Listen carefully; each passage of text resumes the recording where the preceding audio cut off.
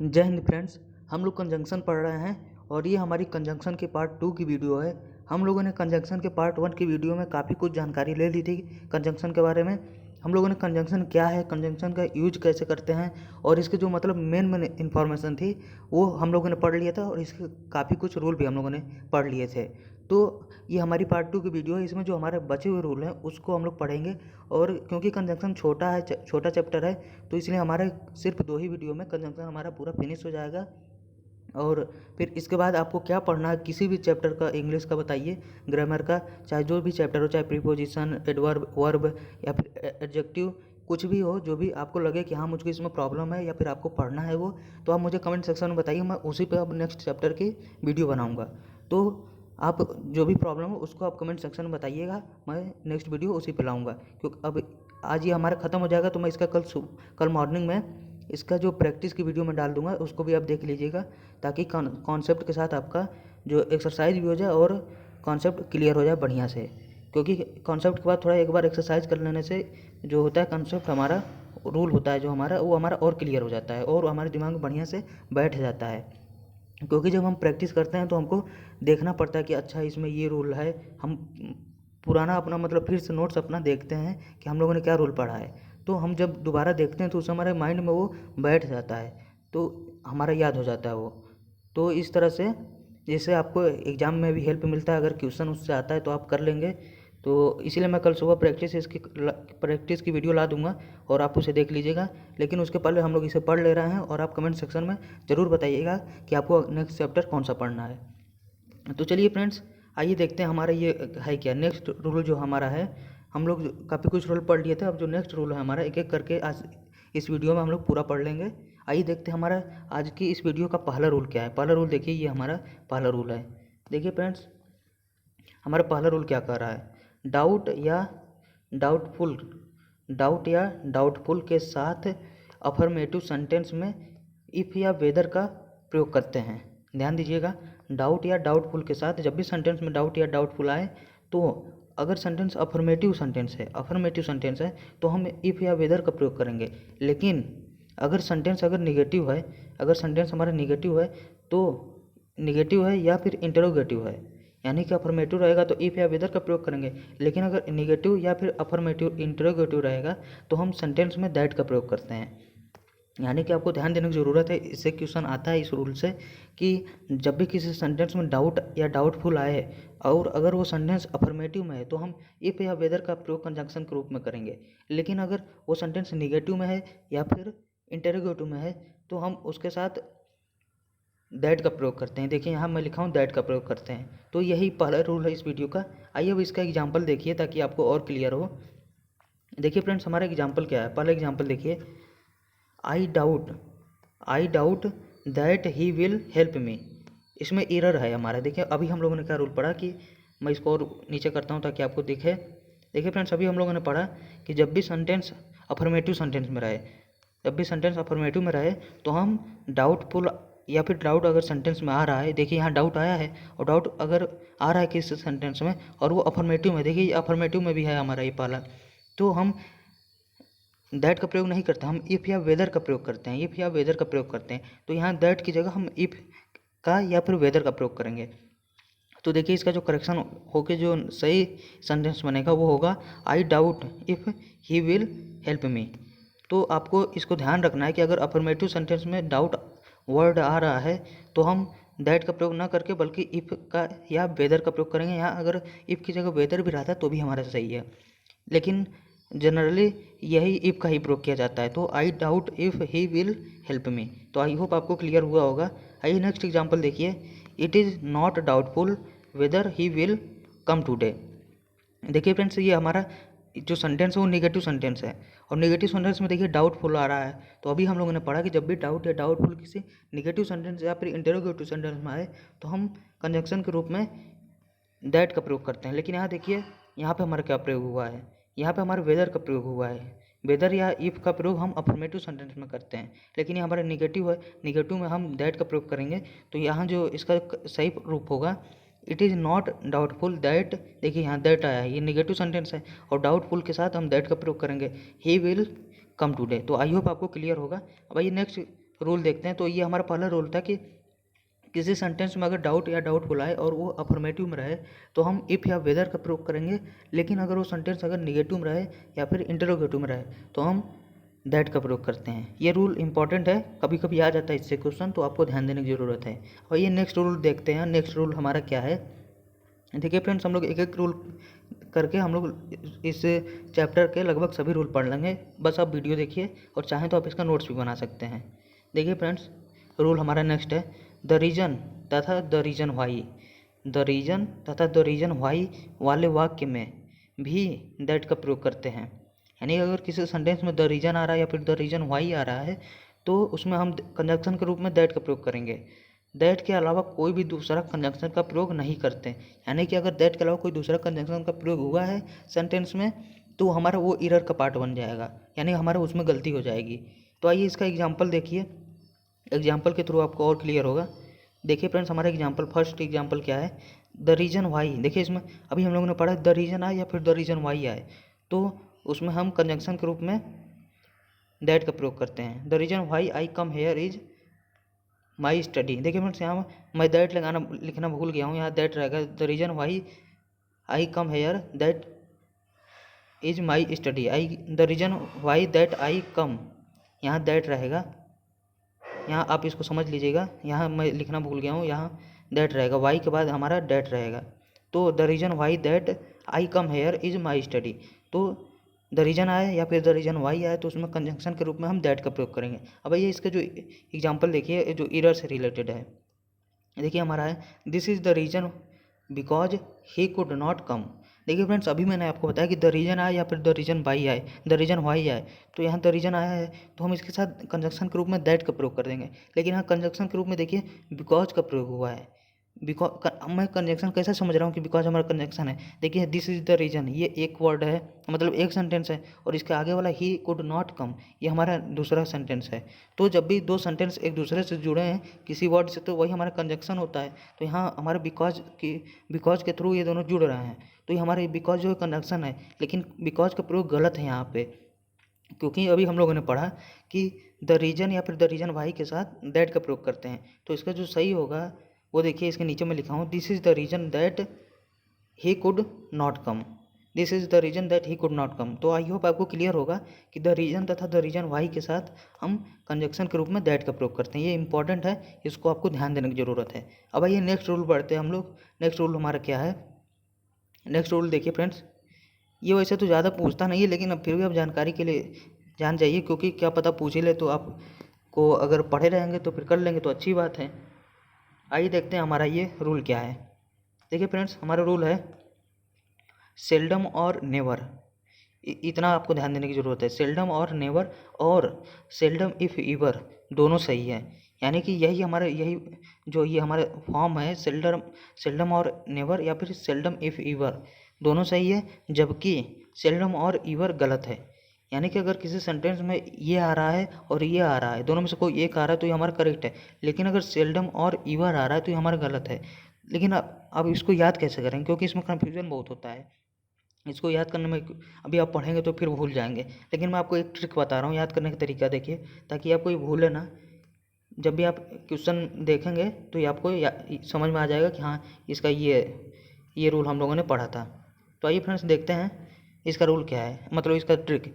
देखिए सेल्डम और नेवर, यहाँ पे पहला सेल्डम के बाद जो हमारा और है, इसमें देखिए पहला जो लेटर है वो है, और नेवर में पहला लेटर एन है।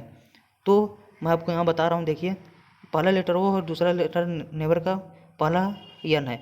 तो जो हमारा देखिए एक होता है ऑन, तो इसको अब हमारा जो वो और का पहला लेटर ले लीजिए और नेवर का पहला लेटर ले लीजिए तो हमारा ऑन बन रहा है। और ऑन मीन्स होता है ऊपर, यानी कि इंग्लिश वर्ड में इसका कोई सेंस है, इसका कोई मीनिंग है।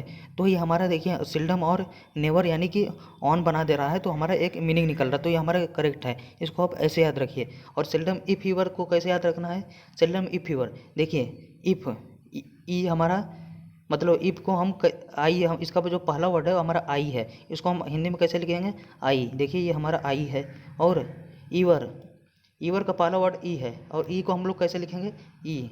तो इसको याद करना, इसको आपको कैसे याद करना है, इसको ऐसे याद करना है कि देखिए ई का पहला लेटर सेल्डम इफ और ईवर।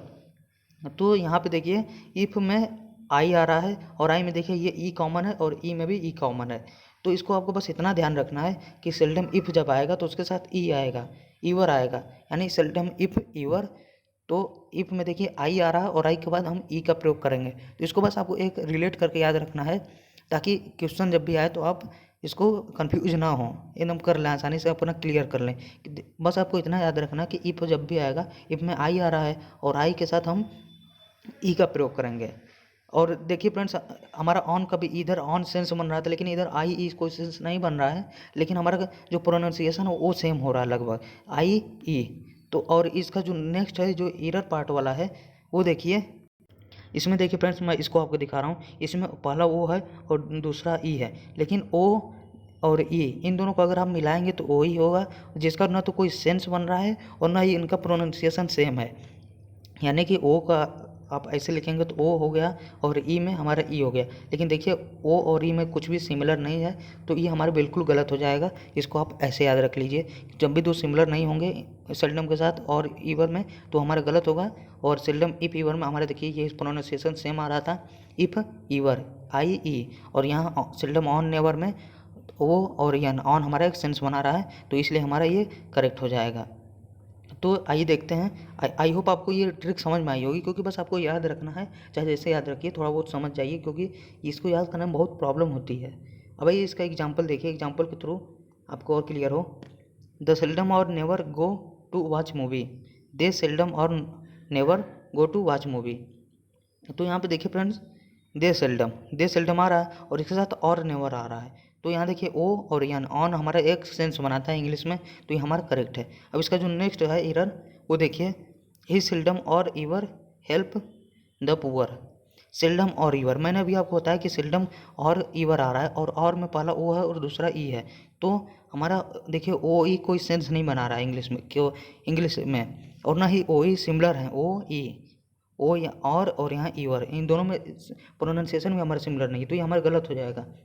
इसका जो सही फॉर्म होगा, he seldom if ever helps the poor. यहाँ देखिए इफ आई और ई दोनों में सिमिलर है, ई तो हमारा प्रोनाउंसिएशन में ई सिमिलर है, स्पेलिंग में नहीं है। इफ में आई और ईवर में ई सिमिलर है लगभग, तो ये हमारा सेल्डम इफ ईवर हो जाएगा। तो आई होप आपको ये थोड़ा बहुत समझ में आया होगा कि इसको याद कैसे करना है, क्योंकि इसमें बहुत कन्फ्यूजन होता है, इसलिए मैं थोड़ी सी ट्रिक बना दिया ताकि आपको याद रखने में आसानी हो जाए। इसको आप अपने माइंड में 2-3 बार ऐसे दोहरा लेंगे तो आपको ये क्लियर हो जाएगा।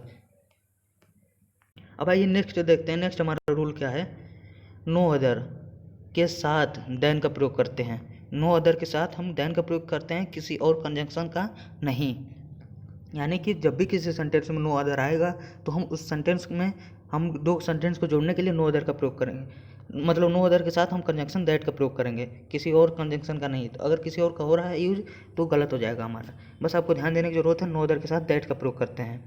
देखिए देन का प्रयोग करते हैं, यहाँ देन है, देखिए यहाँ देन का प्रयोग करते हैं। इसका एग्जाम्पल देखिए, और एग्जाम्पल के साथ एरर भी देखिए, एरर इसका कैसे आएगा। देखिए friends, she had no other claim for the post then her good looks. तो यहाँ देखिए अभी मैंने आपको बताया कि जब भी नो अदर आएगा, यहाँ नो अदर आ रहा है, यहाँ भी नो अदर है, तो नो अदर के साथ हम हमेशा कंजंक्शन देन का प्रयोग करेंगे। तो यहाँ देखिए नो अदर आ रहा है और नो अदर के साथ हम यहाँ देन का प्रयोग देख रहे हैं, तो ये हमारा बिल्कुल करेक्ट है। अब इसमें देखिए एरर कैसे बनेगा, एरर आपको कैसे बना के दे देगा, तो उसको आपको सही कैसे करना है। He had no other option but to flight. तो देखिए फ्रेंड्स, यहाँ नो अदर आ रहा है और अभी हम लोगों ने पढ़ा कि नो अदर के साथ देन का प्रयोग करते हैं, तो नो अदर के साथ यहाँ देखिए बट का प्रयोग हुआ है, कंजंक्शन बट का प्रयोग हुआ है, तो ये हमारा बट गलत है। इसका जो सही फॉर्म होगा वो होगा he had no other option then to flight, यानी कि हम नो अदर के साथ देन का प्रयोग करेंगे। अब आइए इसका नेक्स्ट एग्जाम्पल देखिए, he had no other option except my offer. तो देखिए फ्रेंड्स, इसमें भी नो अदर आ रहा है और नो अदर के साथ अभी हम लोगों ने पढ़ा कि देन का प्रयोग करते हैं, तो यहाँ देखिए कंजंक्शन एक्सेप्ट का प्रयोग हुआ है, जो कि हमारा गलत है। हम नो अदर के साथ कंजंक्शन देन का प्रयोग करते हैं, तो होगा इसका जो सही फॉर्म होगा वो होगा he had no other option then my offer. तो आई होप आपको ये क्लियर होगा कि नो अदर के साथ हम देन का प्रयोग करते हैं। अब आइए इसका मतलब नेक्स्ट रूल है जो हमारा कंजंक्शन का, उसको देखते हैं। नेक्स्ट रूल हमारा नेवर तथा नॉट इसको ध्यान देने की ज़रूरत है। नेवर तथा नॉट के साथ और का प्रयोग होता है, नॉर का नहीं। यानी कि इसमें कन्फ्यूजन जब क्वेश्चन आ जाता है तो लड़के सोचते हैं कि यार नेवर के साथ तो नॉर ही होता है, क्योंकि नीदर के साथ नॉर होता है, तो नीदर के साथ नॉर होता है तो नीदर नॉर सब पढ़े रहते हैं, तो सोचते हैं कि नेवर के साथ भी नॉर होगा, तो वो नॉर का प्रयोग सही समझ के उसको छोड़ देते हैं। लेकिन गलती वहीं पर आती है कि आपको क्या ध्यान देना है कि नेवर के साथ और नॉट के साथ नॉर का प्रयोग होता है, और नेवर तथा नॉट के साथ और का प्रयोग होता है, नॉर का नहीं। तो आपको ध्यान देने की ज़रूरत है। देखिए एग्जाम्पल, देखिए इसमें एग्जाम्पल के थ्रू आपको क्लियर होगा कैसे क्वेश्चन आता है इसमें। देखिए फ्रेंड्स,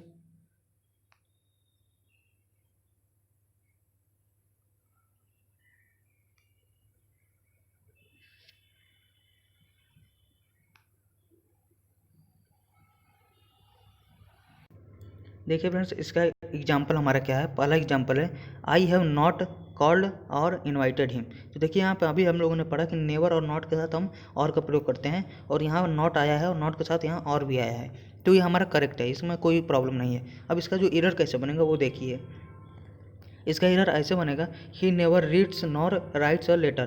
तो यहाँ पे देखिए एकदम ऐसा लग रहा है कि बिल्कुल करेक्ट है, नेवर के साथ नॉर आया है, लेकिन यहाँ गलती ये है कि नेवर के साथ नॉर नहीं आता, नॉर हमारा नीदर के साथ आता है, नीदर नॉर होता है, NEI जो होता है, NEITHER, नीदर नॉर होता है हमारा, नेवर नॉर नहीं, नेवर के साथ और का प्रयोग करते हैं, तो ये हमारा ये सही है, लेकिन ये गलत है।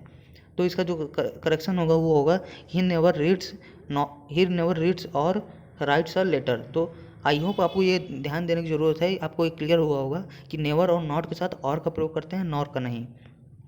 अब आइए इसका नेक्स्ट रूल पढ़ते हैं। नेक्स्ट रूल हमारा क्या है, नेक्स्ट रूल देखिए।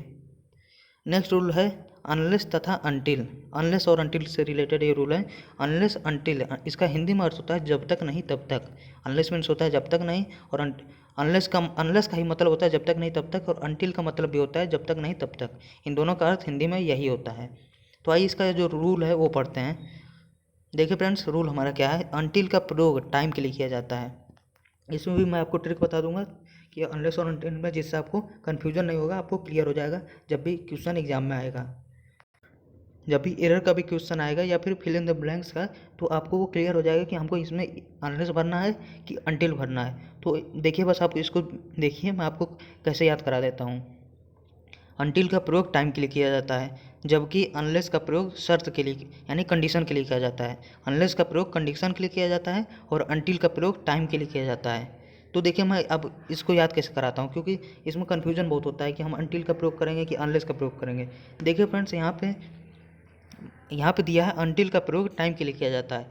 तो यहाँ देखिए अनटिल और टाइम, अनटिल में जो देखिए टी आ रहा है, और टाइम में पहला वर्ड हमारा टी है, पहला लेटर टी है। तो ये देखिए एक एक वर्ड इनमें मैच कर रहा है अनटिल के साथ।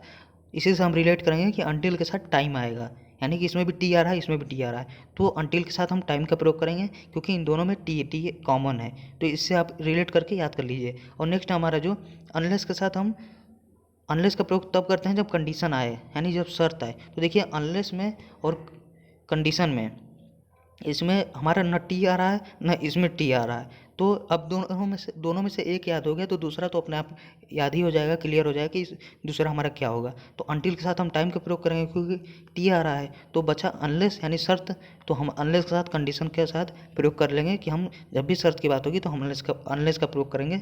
अब आपको क्लियर हो गया होगा कि अनटिल के लिए टाइम का प्रयोग करेंगे, क्योंकि इसमें टी कॉमन है, और अनलेस में देखिए टी नहीं कॉमन है, इसलिए हमको कोई कंफ्यूज होने की ज़रूरत नहीं है कि अनलेस के साथ टाइम का प्रयोग करेंगे कि वो कंडीशन का प्रयोग करेंगे। तो अनटिल के लिए टाइम और अनलेस के लिए कंडीशन का प्रयोग होता है। तो अब आइए इसका थोड़ा नेक्स्ट बढ़ते हैं। नेक्स्ट में क्या लिखा है, इन दोनों के साथ जो वाक्य होता है वो अफर्मेटिव होता है, क्योंकि ये खुद निगेटिव हैं। यानी कि इसका कहने का मतलब ये है कि जब भी ये दोनों वर्ड आएंगे किसी सेंटेंस में, तो उसमें आपको नॉट नहीं लगाने देना है। यानी कि सेंटेंस में अगर ये दोनों आए तो उसमें अगर कोई नॉट वर्ड आया है, नॉट आ गया है, तो ये नॉट कॉमा को हटाना पड़ेगा, क्योंकि ये ऑलरेडी निगेटिव हैं और ये अपने में खुद निगेटिव मीनिंग रखते हैं। इसको आपको एग्जाम्पल के थ्रू समझ में आएगा। वो देखिए, he will not eat anything until you come. देखिए यहाँ पे, देखिए फ्रेंड्स, यहाँ पे अनटिल आया है, और अनटिल का प्रयोग यहाँ सही है। क्यों सही है? क्योंकि इसका हिंदी में अर्थ निकालिए, he will not eat anything until you come, यानी कि वह तब तक कुछ नहीं खाएगा जब तक तुम नहीं आओगे। यानी तुम कब तक नहीं आओगे, इसका कोई टाइम तो होगा, कोई टाइम तो होगा तभी तक तुम नहीं आओगे, यानी कि टाइम की बात हो रही है। टाइम के लिए हम अनटिल का प्रयोग करेंगे क्योंकि इसमें टी आ रहा है और टाइम में टी आ रहा है। अब भाई इसका एरर का देखिए, एरर कैसे बनेगा। Until you work hard you can not succeed. देखिए फ्रेंड्स, इसमें अनटिल यू वर्क हार्ड आया है, लेकिन इसका हिंदी में अर्थ निकालिए। जो सेंटेंस लिखा है कि until you work hard you can not succeed, यानी कि जब तक तुम कड़ी मेहनत नहीं करोगे तब तक तुम सफल नहीं होगे। यानी कि यहाँ जो सफल होना है वो हमको कड़ी मेहनत पर डिपेंड करता है। तो हमारे ये शर्त है, ये हमारी कंडीशन है कड़ी मेहनत करना सफलता के लिए। यानी कि हमारे जो कड़ी मेहनत है उस कंडीशन है, तो कंडीशन के लिए हम लोगों ने अनलेस का प्रयोग पढ़ा है कि कंडीशन के लिए हम लोग अनलेस का प्रयोग करते हैं, न कि अनटिल के लिए। अनटिल का प्रयोग तो हम टाइम के लिए करते हैं। तो इसका जो करेक्शन होगा वो होगा unless you work hard you can not succeed. यहाँ पे जब तक तुम मेहनत नहीं करोगे तब तक सफल नहीं होगे। तो यानी कि यहाँ पे शर्त की बात हो रही है, तो शर्त के लिए हम अनलेस का प्रयोग करते हैं। यह हमारा अनलेस का क्वेश्चन हो गया। अब देखिए एक जो इसका नेक्स्ट एरर है वो देखते हैं। Unless I come back you should wait for me. देखिए फ्रेंड्स, इसमें 3 तरह का क्वेश्चन आता है। एक तो अनलेस की जगह अनटिल का प्रयोग कर देगा, अनटिल की जगह अनलेस का प्रयोग कर देगा, और तीसरा होगा उसमें अनटिल या फिर अनलेस के साथ ही नॉट का प्रयोग कर देगा। तो अनलेस या अनटिल के साथ नॉट का प्रयोग नहीं किया जाता है। अभी इसके चौथे एग्जाम्पल में आएगा तो उसको भी देखिएगा अभी आप। बस इसे इतना समझिए, अनटिल अनलेस से 3 प्रकार का क्वेश्चन आता है। तो देखिए, unless I come back you should wait for me, यानी कि जब तक मैं नहीं आ रहा हूँ तब तक तुम्हें वेट करना चाहिए। हिंदी में अर्थ इसका ये होगा। तो जब तक मैं नहीं आ रहा हूँ यानी कब तक मैं नहीं आ रहा हूँ, कोई टाइम तो होगा, कोई फिक्स्ड टाइम होगा। तो फिक्स्ड टाइम होने के लिए जब भी टाइम की बात हो रही है तो हम अनटिल का प्रयोग करेंगे। अनलेस का प्रयोग तो हम शर्त के लिए करते हैं, वो शर्त के लिए करते हैं या फिर कंडीशन के लिए करते हैं। तो इसका जो करेक्शन होगा, सही फॉर्म होगा until I come back you should wait for me, यानी कि जब तक मैं नहीं आता तब तक तुम मेरा वेट करो।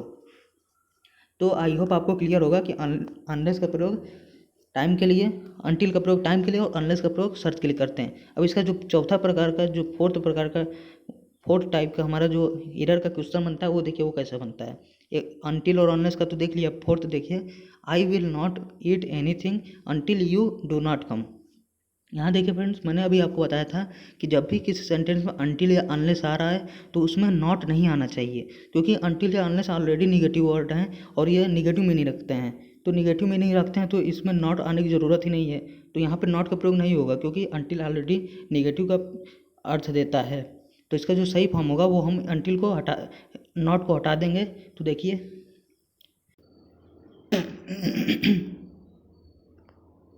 देखिए फ्रेंड्स, इसमें हमारा करेक्शन होके कैसे बनेगा। I will not eat anything until you come. देखिए फ्रेंड्स, यहाँ पर नॉट में गलती से लिख दिया हूँ, यहाँ पे नॉट ही हमको हटाना है।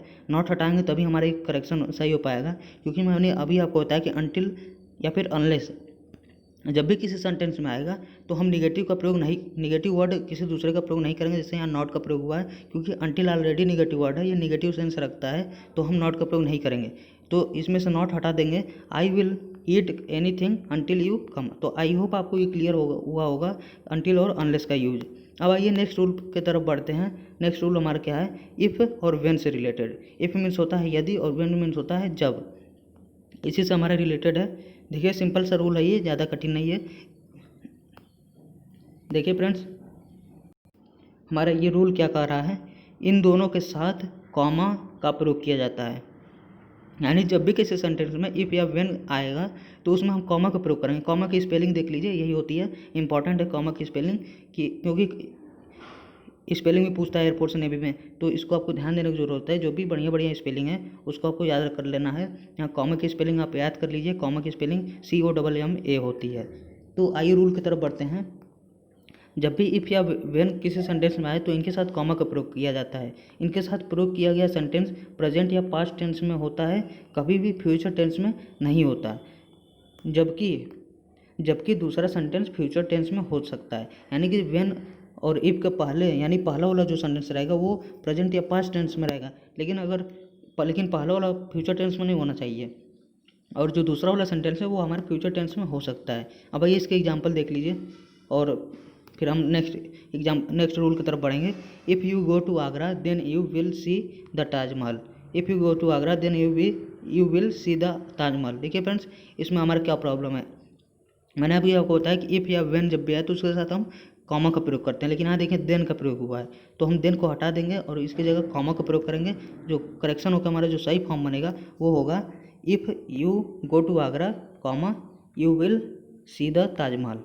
अब आइए नेक्स्ट एग्जाम्पल देखिए, when I will go to there I will tell you. इसमें देखिए, इसमें भी देखिए फ्रेंड्स व्हेन आया, और अभी हम लोगों ने पढ़ा इफ़ और व्हेन के साथ कॉमा का प्रयोग करते हैं, और कॉमा का प्रयोग यहाँ पे हुआ है। लेकिन यहाँ पे गलती क्या है, गलती हमारी ये है कि मैंने अभी आपको होता है कि इफ़ और व्हेन के साथ जो पहला वाला सेंटेंस रहेगा वो फ्यूचर टेंस में नहीं रहेगा, वो हमारा प्रेजेंट टेंस में या फिर पास्ट टेंस में रहेगा, लेकिन ये हमारा फ्यूचर टेंस में है, और सेकंड वाला तो हमारा फ्यूचर टेंस में हो सकता है। तो यहाँ हमारा फ्यूचर टेंस को हटा के हम इसको पास्ट टेंस में या फिर प्रेजेंट टेंस में कर देंगे। तो यहाँ जो करेक्शन होगा इसी सेंटेंस में होगा पहले वाले में, और जो सही फॉर्म बनेगा वो होगा when I go there I will tell you. तो आई होप आपको ये क्लियर हुआ होगा। और अब बढ़ते हैं नेक्स्ट एग्जाम्पल की तरफ। नेक्स्ट एग्जाम्पल हमारा क्या है, एज सुन एज से related rule. As soon as के साथ भी कॉमा का प्रयोग किया जाता है तथा वाक्य अफर्मेटिव में होता है, यानी कि एज सुन एज जब भी आएगा इसमें भी हम कॉमा का प्रयोग करेंगे कंजंक्शन के रूप में, और वो सेंटेंस जो होना चाहिए हमारा अफर्मेटिव में होना चाहिए। अब इसका एग्जाम्पल देख लीजिए, as soon as I come here then I meet friends. तो मैंने अभी आपको बताया कि एज सुन एज के साथ हमेशा कॉमा का प्रयोग करते हैं, लेकिन यहाँ देखिए कंजंक्शन देन का प्रयोग हुआ है, तो ये हमारा गलत हो जाएगा, और इसका जो करेक्शन होगा as soon as I come here comma I meet friends. I hope आपको क्लियर होगा। अब आइए नेक्स्ट एग्जाम्पल देखिए इसका। नेक्स्ट एग्जाम्पल हमारा क्या है, सेकंड नंबर का, as soon as did he see the police, as soon as did he see the police he ran away. तो इसमें देखिए एज सुन एज आ रहा है, और जो हमारा कॉमा भी आ रहा है, लेकिन कॉमा तो हमारा सही है, लेकिन कॉमा के पहले देखिए जो हमारा सेंटेंस है ये हमारा इंटरोगेटिव में है, और मैंने अभी आपको होता है कि एज सुन एज के साथ जो सेंटेंस होता है वो हमारा अफर्मेटिव में होता है। यहाँ डिड सब्जेक्ट पहले आया, डिड हमारा वर्ब है और सब्जेक्ट पहले आ गया, तो ये हमारा इंटरोगेटिव में हो जाएगा। जो डिड है उसको हमें हटाना है क्योंकि अफर्मेटिव हमें बनाना है। तो इसका जो करेक्शन होकर सही फॉर्म बनेगा वो होगा एज सुन एज ही सा the police he ran away. तो आई होप आपको ये भी क्लियर हुआ होगा कि एज सुन एज के साथ हम कॉमा का प्रयोग करते हैं, और सेंटेंस हमारा सेंटेंस कैसे में होना चाहिए, अफर्मेटिव में होना चाहिए। अब आइए इसका कुछ, अब हमारे लगभग ख़त्म हो गया, यही लास्ट है। इसमें कुछ मैं कंजंक्शन लिखा हूँ, सम इम्पॉर्टेंट कंजंक्शन, क्योंकि ये कभी कभी पूछ लिया जाता है, कभी कभी क्या अक्सर पूछा जाता है, क्योंकि ये एकदम ऐसे पेयर में बनते हैं, ये कंजंक्शन जितने भी आते हैं पेयर में आते हैं। तो इसमें बोथ के साथ टू दे देगा, बिटवीन के साथ टू दे देगा, तो वो हमारा एरर बन जाता है और लड़के समझ नहीं पाते हैं। तो वही इसको आपको समझना है। मैं यहाँ इसके साथ एग्जांपल भी लिखा हूँ ताकि आपको क्लियर हो जाए और आपको समझ में आ जाए कि इसके साथ हम इसी का प्रयोग करेंगे। तो ये हमारे पेयर में रहते हैं, हमेशा यही साथ में प्रयोग होंगे, इनके साथ कोई और प्रयोग नहीं होगा। तो आइए देखते हैं हमारा क्या है सम इम्पॉर्टेंट कनेक्शन में। देखिए फ्रेंड्स, बोथ एंड, जब भी बोथ आएगा तो उसके साथ हम एंड का प्रयोग करेंगे, यानी बोथ और एंड हमेशा साथ में आएंगे। जब भी बोथ आएगा उसके साथ हमेशा एंड आएगा। बोथ के साथ कभी कभी टू रहता है, तो टू हमारा कभी नहीं होगा, बोथ के साथ हमेशा एंड का प्रयोग होता है। देखिए example, both teacher and students are responsible. Both आया है, बोथ के साथ यहाँ एंड भी आया है, तो ये हमारा बिल्कुल करेक्ट है। इसमें मैं एरर का क्वेश्चन नहीं बनाऊँ, बस सिर्फ एग्जाम्पल दिया हूँ ताकि आपको समझ में आ जाए। देखिए फ्रेंड्स, ये वेरी वेरी इंपॉर्टेंट है। यहाँ मैं लिखा हूँ बिटवीन एंड, बिटवीन के साथ हमेशा एंड का प्रयोग होता है। बिटवीन जब भी आएगा तो उसके साथ एंड आएगा, क्योंकि बिटवीन के साथ टू अगर दे देता है तो लड़के कन्फ्यूज हो जाते हैं कि यार बिटवीन के साथ टू ही होता है, लेकिन टू नहीं होता है, टू हमारा नहीं होता है, हमारा एंड होता है। तो इसका जो एग्जाम्पल देख लीजिए, you can meet me between 10 AM and 12 noon। तो इसमें जो अगर यहाँ दे देगा बिटवीन 10 AM टू 12 noon, तो इसमें आपको भी नहीं समझ में आएगा कि यार ये तो बिल्कुल करेक्ट है, बिटवीन 10 AM टू 12 noon है, तो आपको समझ में नहीं आएगा और आप सोचेंगे सही है। लेकिन आपको ध्यान देने की ज़रूरत है कि बिटवीन के साथ हमेशा एंड का प्रयोग होता है, बिटवीन एंड।